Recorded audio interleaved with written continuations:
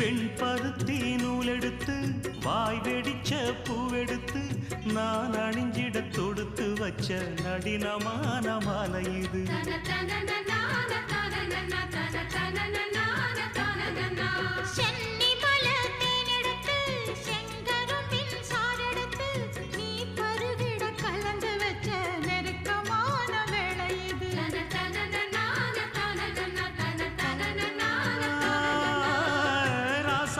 உடம்பிருக்கும் ரவிக்க துணி நானாக அன்னாடம் சூடி கொண்ட ஆசை வச்சாகாதா.